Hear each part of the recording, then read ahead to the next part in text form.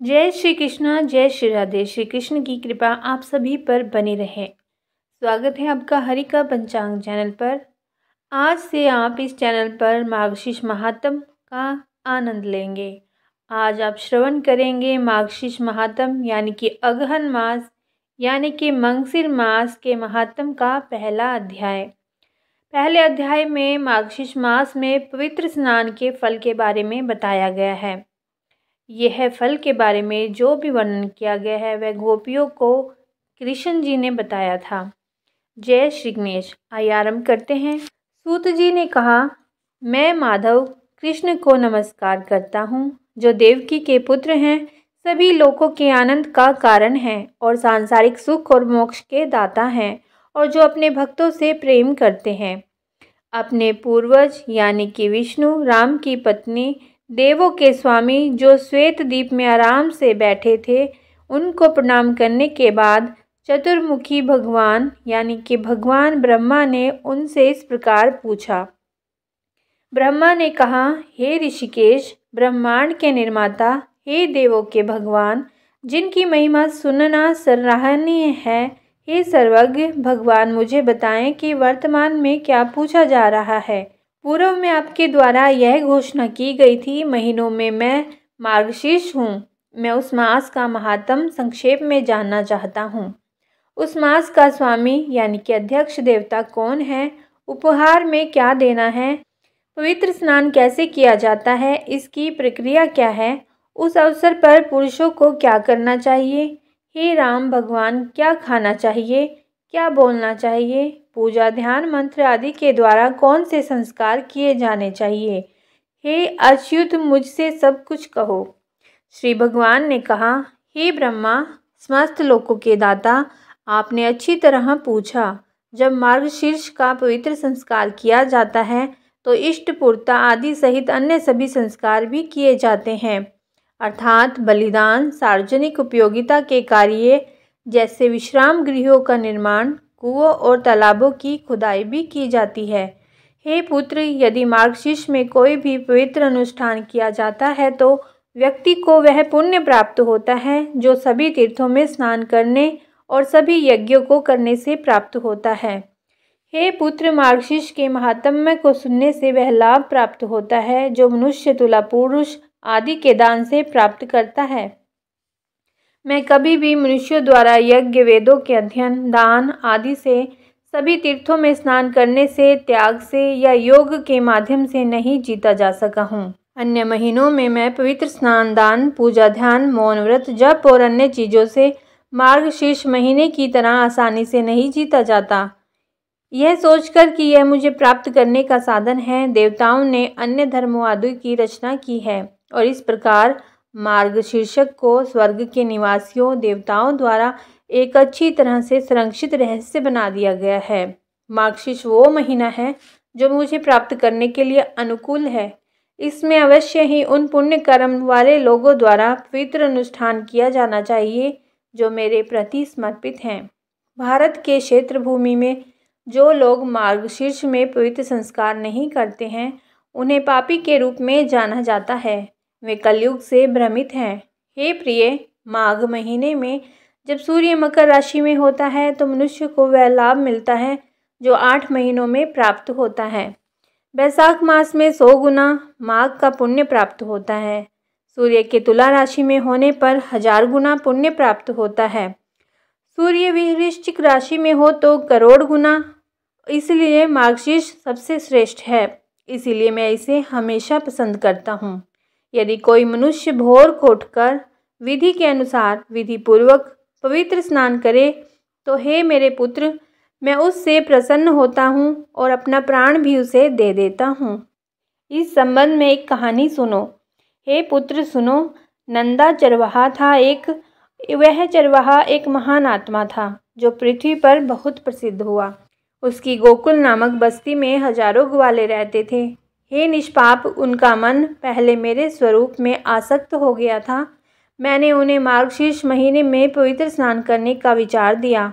इसके बाद सुबह उनके द्वारा विधिवत पवित्र स्नान किया गया, पूजा अर्चना की गई, हविष्य चावल का उन्होंने सेवन किया और उन्हें प्रणाम किया। जब इस प्रक्रिया का पालन किया गया तो मैं प्रसन्न हो गया।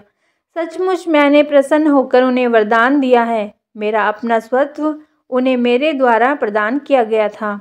इसीलिए मार्गशीर्ष में संस्कार पुरुषों द्वारा निषेधाज्ञा के अनुसार किया जाना चाहिए। जय श्री कृष्ण, जय श्री हरि। यह आपने मार्गशीर्ष महात्म्य के पहले अध्याय का आनंद लिया। अभी आपने श्रवण किया मार्गशीर्ष महात्म्य का पहला अध्याय। अब आप श्रवण करेंगे श्रीमद्भागवत महापुराण के गोकर्ण, धुंधकारी और आत्मदेव की कथा को। आइए आरंभ करते हैं। एक ब्राह्मण थे आत्मदेव, जो तुंगभद्रा नदी के तट पर रहते थे। ये बड़े ज्ञानी थे। ये समस्त वेदों के विशेषज्ञ और श्रोत स्मार्त कर्मों में निपुण थे। इनकी एक पत्नी थी जिसका नाम था धुंधुली। वैसे तो ये कुलीन और सुंदर थी, लेकिन अपनी बात मनवाने वाली, क्रूर और झगड़ालू थी। आत्मदेव जी के जीवन में धन, वैभव सब कुछ था, लेकिन सिर्फ एक चीज़ की कमी थी। इनके जीवन में कोई संतान नहीं थी, जिस बात का इन्हें दुख था। जब अवस्था बहुत ढल गई तब उन्होंने संतान के लिए तरह तरह के पुण्य कर्म आरंभ किए और वे दीन दुखियों को गौ, पृथ्वी, स्वर्ण और वस्त्र आदि दान करने लगे, लेकिन कोई लाभ नहीं हुआ। इतना दुखी हो गए कि अपने प्राण त्यागने के लिए वन में चल दिए। जब अपने जीवन का अंत करने जा रहे थे तो रास्ते में एक संत महात्मा बैठे हुए थे। संत ने पूछा, अरे तुम कौन हो और कहाँ जा रहे हो? आत्मदेव जी कहते हैं, संतान के लिए मैं इतना दुखी हो गया हूँ कि मुझे अब सूना ही सूना दिखाई देता है। मैं प्राण त्यागने के लिए यहाँ आया हूँ। संतानहीन जीवन को धिक्कार है, संतानहीन घर को धिक्कार है, संतानहीन धन को धिक्कार है और संतानहीन कुल को धिक्कार है। महात्मा जी, मैं अपने बारे में कहाँ तक कहूँ। मैंने सोचा कि एक गाय पाल लूँ। गाय के बछड़ा बछड़ी जन्म लेगा तो उससे मन बहला लूँगा, लेकिन वो गाय भी बांझ निकली। जो पेड़ लगाया उस पर कोई फल नहीं लगा, वो भी सूख गया। मेरे घर में जो फल आता है वह भी बहुत जल्दी सड़ जाता है। जब मैं ऐसा भागा और पुत्रहीन हूँ, तब फिर इस जीवन को ही रखकर मुझे क्या करना है? ऐसा कहकर आत्मदेव फूट फूट कर रोने लगे। सन्यासी ने कहा, ब्राह्मण देवता, इस प्रजा प्राप्ति का मोह त्याग दो, विवेक का आश्रय लेकर संसार की वासना छोड़ दो। विप्रवर सुनो, मैंने इस समय तुम्हारा प्रारब्ध देख लिया है। तुम इस जन्म के लिए रोते हो, लेकिन तुम्हारे तो 7 जन्म तक कोई संतान का योग ही नहीं है। तुम्हारे माथे की रेखा ये बता रही है, पूर्व काल में राजा सगर एवं अंग को संतान के कारण दुख भोगना पड़ा था। ब्राह्मण, अब तुम घर परिवार की आशा छोड़ दो। संन्यास में ही सब प्रकार का सुख है। ब्राह्मण ने कहा, महात्मा जी, विवेक से मेरा क्या होगा? मेरे भाग्य में संतान नहीं, लेकिन आप मुझे तो बलपूर्वक पुत्र दीजिए, क्योंकि आपके आशीर्वाद में तो संतान है। यदि आप मुझे संतान का सुख नहीं देंगे तो मैं आपके सामने ही शोक मूर्छित होकर अपने प्राण त्यागता हूँ। संत जी ने आत्मदेव का आग्रह और हठ देखकर कहा, ये फल लेकर जाओ और अपनी पत्नी को खिला देना, इससे उसके एक पुत्र होगा। तुम्हारी स्त्री को 1 साल तक सत्य, शौच, दया, दान और एक समय एक ही अन्न खाने का नियम रखना चाहिए। ऐसा कहकर योगीराज चले गए और ब्राह्मण अपने घर लौट आया। घर आकर आत्मदेव ने फल अपनी पत्नी धुंधली को दे दिया और कहा कि ये संत का प्रसादी है, तुम इस फल को खाकर 1 साल तक नियम पूर्वक रहो, तुम्हें सुंदर पुत्र प्राप्त होगा। ऐसा कहकर आत्मदेव वहाँ से चले गए। धुंधली ने सोचा, मैं तो यह फल नहीं खाऊंगी। फल खाने से गर्भ रहेगा और गर्भ से पेट बढ़ जाएगा, फिर कुछ खाया पिया जाएगा नहीं, इससे मेरी शक्ति अक्षीण हो जाएगी। तब बता, घर का धंधा कैसे होगा? और दैववश यदि कहीं गांव में डाकुओं का आक्रमण हो गया तो गर्भिणी स्त्री कैसे भोगेगी? प्रसव के समय बड़ी भयंकर पीड़ा होती है। मैं सुकुमारी, भला यह सब कैसे सह सकूंगी? जो स्त्री बच्चा जनती है उसे उस बच्चे के लालन पालन में भी बड़ा कष्ट होता है। मेरे विचार से तो वंध्या या विधवा स्त्रियां ही सुखी हैं। मन में ऐसे ही तरह तरह के कुतर्क उठने से उसने वह फल नहीं खाया, और जब उसके पति ने पूछा, फल खा लिया? तब उसने कह दिया, हाँ खा लिया, और फल उस बांझ गाय को खिला दिया। एक दिन धुंधली की बहन धुंधली से मिलने आई, तब उसने अपनी बहन को सारी बात बता दी। और कहा कि मेरे मन में इसकी बड़ी चिंता है। मैं इस दुख के कारण दिनों दिन दुबली हो रही हूँ। बहन, मैं क्या करूँ? बहन ने कहा, तेरे पास धन की कोई कमी नहीं है और मेरे पास बच्चे की कोई कमी नहीं है। मेरे पेट में बच्चा है, प्रसव होने पर वह बालक मैं तुझे दे दूंगी। तब तक तू गर्भवती के समान घर में गुप्त रूप से सुख से रह। तू मेरे पति को कुछ धन दे देगी तो मैं तुझे अपना बालक दे देंगे, और तू इस फल की जांच करने के लिए यह फल गऊ को खिला दे। आज धुंधली से 2 बड़े अपराध हो गए। संत के प्रसाद फल का अपमान कर दिया और संत फल की परीक्षा भी ले ली कि अगर संत फल में इतनी ही शक्ति है तो गाय के बच्चा होगा। कुछ समय के बाद जब इसकी बहन के पुत्र हुआ तो उसके पति ने चुपचाप लाकर उसे धुंधली को दे दिया और उसमें आत्मदेव को सूचना दे दी कि मेरे सुखपूर्वक बालक हो गया है। आत्मदेव के पुत्र हुआ सुनकर सब लोगों को बड़ा आनंद हुआ। ब्राह्मण ने उसका जात कर्म संस्कार करके ब्राह्मणों को दान दिया और उसके द्वार पर गाना बजाना तथा अनेक प्रकार के मांगलिक कृत्य होने लगे। धुंधली ने कहा, आप खुशी मना रहे हैं, लेकिन मेरे स्तनों में तो दूध ही नहीं है। अब मैं इस बच्चे का पालन कैसे करूंगी? मेरी बहन के अभी एक बालक ने जन्म लिया था, लेकिन वह मर गया। उसे यहाँ बुलाकर रख लेते हैं तो वह आपके इस बच्चे का पालन पोषण कर लेगी। आत्मदेव ने पुत्र रक्षा के लिए हाँ कर दी और धुंधली ने उस बालक का नाम धुंधुकारी रखा। 3 महीने बीत जाने पर आत्मदेव जी गऊ को चारा डालने के लिए गए। आत्मदेव ने देखा कि एक सुंदर बालक को गाय ने जन्म दिया है, जिसका पूरा शरीर तो मनुष्य जैसा है, लेकिन कान गऊ की तरह हैं। इसीलिए इसका नाम रखा गोकर्ण। वह सर्वांग सुंदर, दिव्य, निर्मल तथा स्वर्ण की सी कांति वाला था। उसे देखकर ब्राह्मण देवता को बड़ा आनंद हुआ और उसने स्वयं ही उसके सब संस्कार किए। इस समाचार से और सब लोगों को भी बड़ा आश्चर्य हुआ और वे बालक को देखने के लिए आए।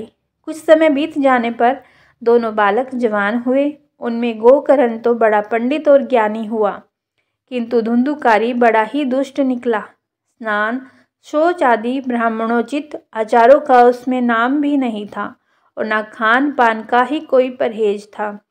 क्रोध उसमें बहुत बड़ा चढ़ा था। वह बुरी बुरी वस्तुओं का संग्रह किया करता था। मुर्दे के हाथ से छुआया हुआ अन्न भी खा लेता था।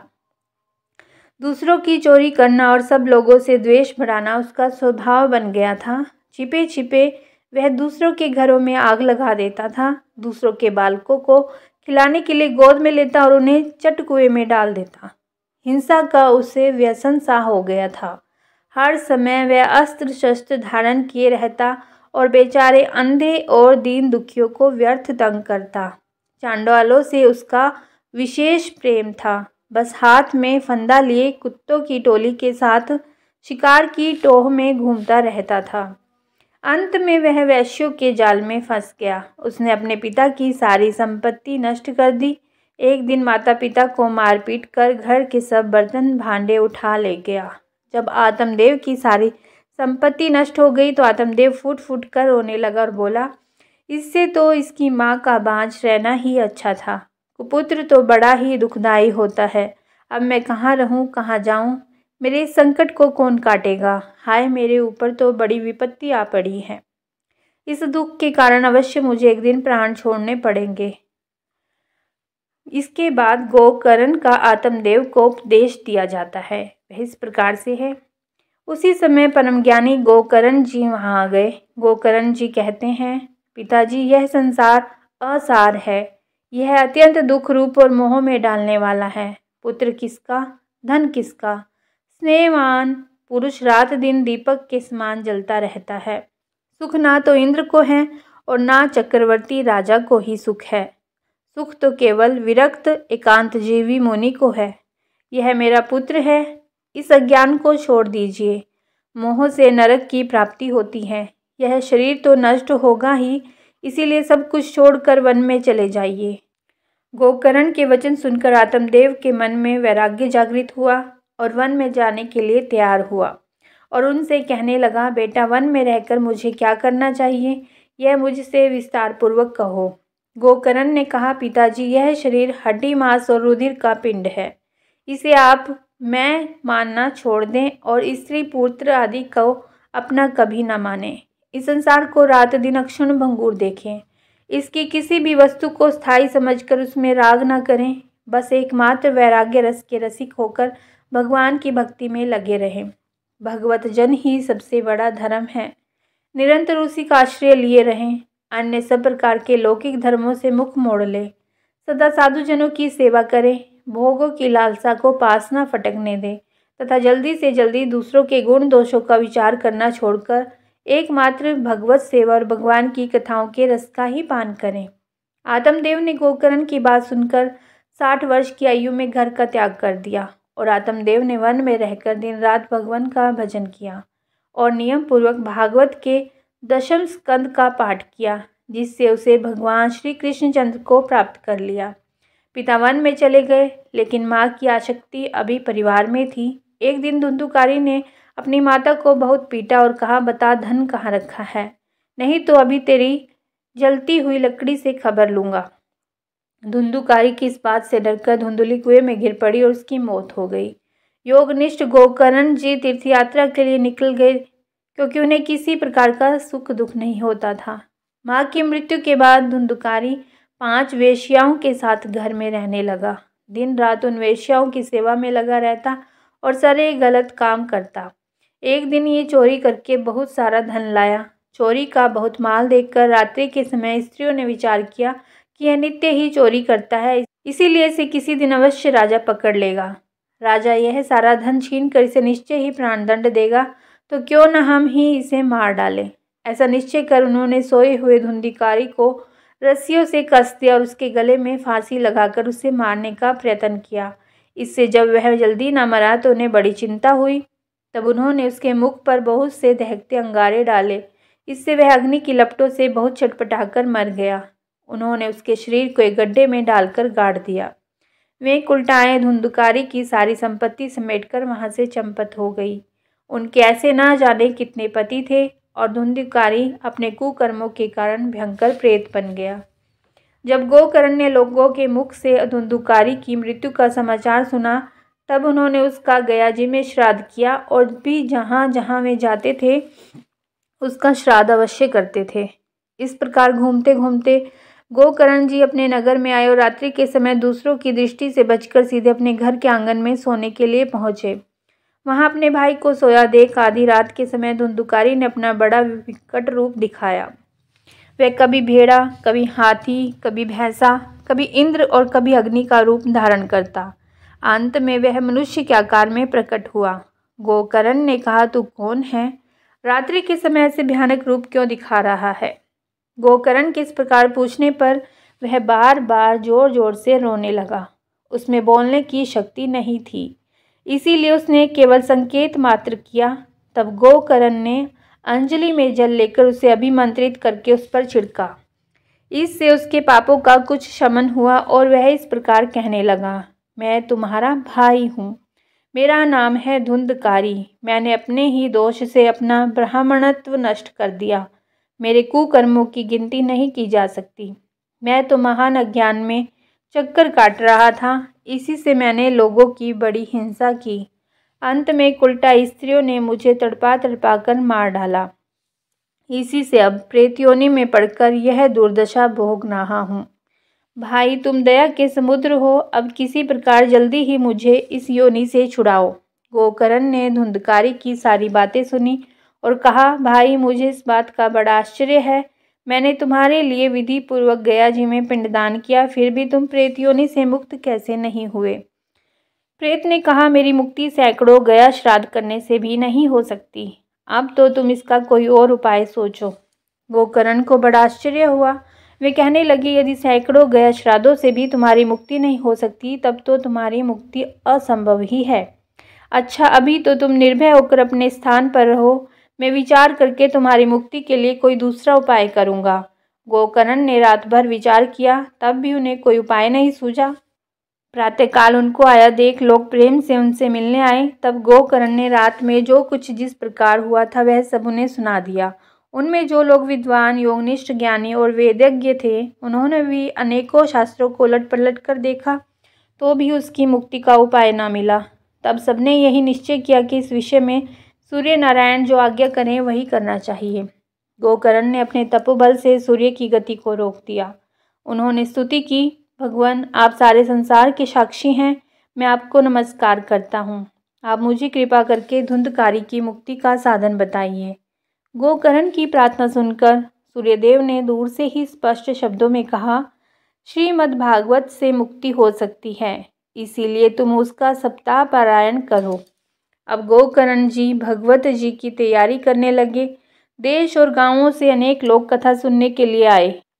बहुत से लंगड़े, लूले, अंधे, बूढ़े और मंदबुद्धि पुरुष भी अपने पापों की निवृत्ति के उद्देश्य से वहां आ पहुंचे।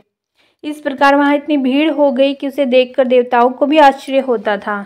जब गोकर्ण जी व्यास गद्दी पर बैठकर कथा कहने लगे तब वह प्रेत भी वहीं आ पहुंचा और इधर उधर बैठने के लिए स्थान ढूंढने लगा। इतने में ही उसकी दृष्टि एक सीधे रखे हुए 7 गांठ के बांस पर पड़ी। उसी के नीचे के छिद्र में घुसकर वह कथा सुनने के लिए बैठ गया। वायु रूप होने के कारण वह बाहर कहीं बैठ नहीं सकता था, इसीलिए बांस में घुस गया। गोकर्ण जी ने एक वैष्णव ब्राह्मण को मुख्य श्रोता बनाया और प्रथम स्कंद से ही स्पष्ट स्वर में कथा सुनानी आरंभ कर दी। सायंकाल में जब कथा को विश्राम दिया गया तब एक बड़ी विचित्र बात हुई। देखते देखते सबके सामने उस बांस की एक गांठ तड़ तड़ शब्द करती फट गई। इसी प्रकार दूसरे दिन सायंकाल में दूसरी गांठ फटी और तीसरे दिन उसी समय तीसरी। इस प्रकार 7 दिनों में 7 गांठों को फोड़कर धुंधकारी 12 स्कंदों के सुनने से पवित्र होकर प्रेत योनि से मुक्त हो गया और दिव्य रूप धारण करके सबके सामने प्रकट हुआ। इसने अपने भाई गोकर्ण को प्रणाम करके कहा, भाई तुमने कृपा करके मुझे प्रेत योनि की यातनाओं से मुक्त कर दिया।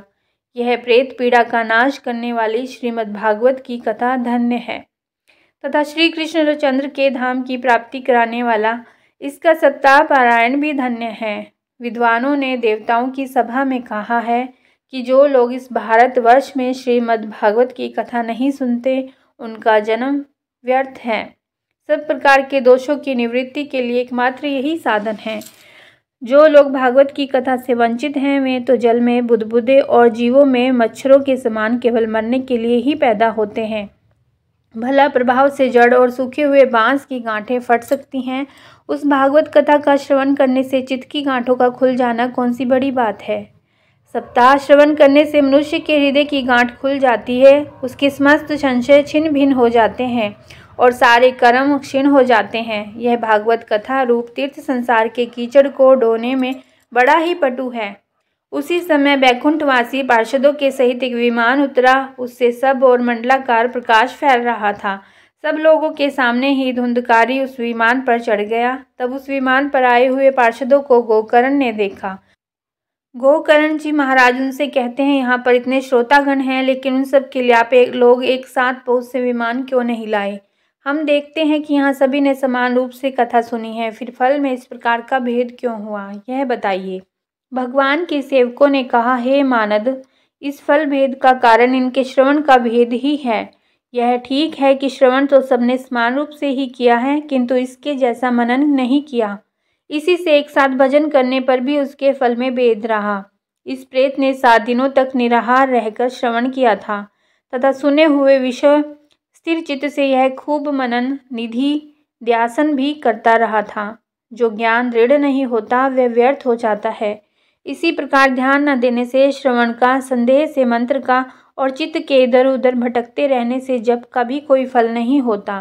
कथा में चित्त की एकाग्रता इत्यादि नियमों का यदि पालन किया जाए तो श्रवण का यथार्थ फल मिलता है।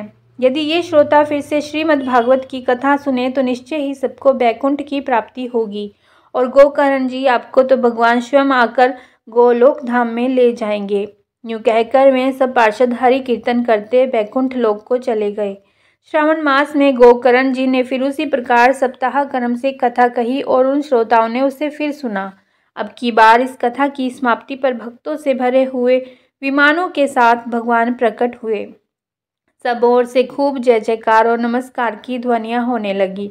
भगवान स्वयं हर्षित होकर अपने 5 जन्य शंख की ध्वनि करने लगे और उन्होंने गोकर्ण को हृदय से लगाकर अपने ही समान बना लिया।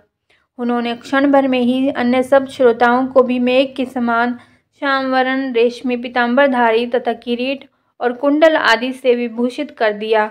उस गांव में कुत्ते और चांडाल पर्यंत जितने भी जीव थे वे सभी गोकर्ण जी की कृपा से विमानों पर चढ़ा लिए गए तथा यहाँ योगी जन जाते हैं उस भगवत धाम में भी वे भेज दिए गए। इस प्रकार भक्त वत्सल भगवान श्री कृष्ण कथा श्रवण से प्रसन्न होकर गोकर्ण जी को साथ ले अपने ग्वाल बालों के प्रिय गोलोक धाम में चले गए। पूर्व काल में जैसे अयोध्यावासी भगवान श्री राम के साथ साकेत धाम सिधारे थे, उसी प्रकार भगवान श्री कृष्ण उन सबको योगी दुर्लभ गोलोक धाम को ले गए। परम पवित्र इतिहास का पाठ चित्रकूट पर विराजमान मुनीश्वर शांडिल्य भी ब्रह्मानंद में मगन होकर करते रहते हैं। यह कथा बड़ी ही पवित्र है, एक बार के श्रवण से ही समस्त पाप राशि को भस्म कर सकती है। यदि इसका श्राद्ध के समय पाठ किया जाए तो इससे पितृगण को बड़ी तृप्ति होती है और नित्य पाठ करने से मोक्ष की प्राप्ति होती है। परहित बस जिनके मन माही तिन कहु जग दुर्लभ कछु नाही, तनु तिज तात जाहु मम धामा देव कहा तुम पूरन कामा। अर्थात जिनके मन में दूसरे का हित बसता है या समाया रहता है उनके लिए जगत में कुछ भी दुर्लभ नहीं है। हे तात, शरीर छोड़कर आप मेरे परम धाम में आइए, मैं आपको क्या दूं, आप तो पूर्ण काम है। धर्मशील व्यक्ति जिमि सरिता सागर में जाही, यद्यपि ताहि कामना नाही, तिमि सुख संपत्ति बिनहि बुलाए, धर्मशील पे जाय सुहाए।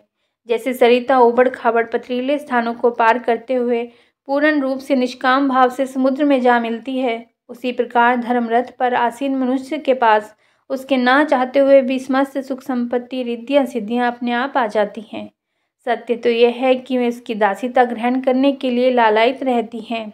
इस वीडियो में श्रवण किया श्रीमद् भागवत गीता के धुंधकारी कांड को भी और पहले अध्याय को भी आपने श्रवण किया जो कि अघन मास का था। आपको यह वीडियो कैसी लगी है कमेंट करके ज़रूर बताएं। यदि आप अपनी इच्छा से कुछ और भी सुनना चाहते हैं तो वह भी हमें बताइए। धन्यवाद। जय श्री राधे, जय श्री कृष्ण, जय श्री हरि।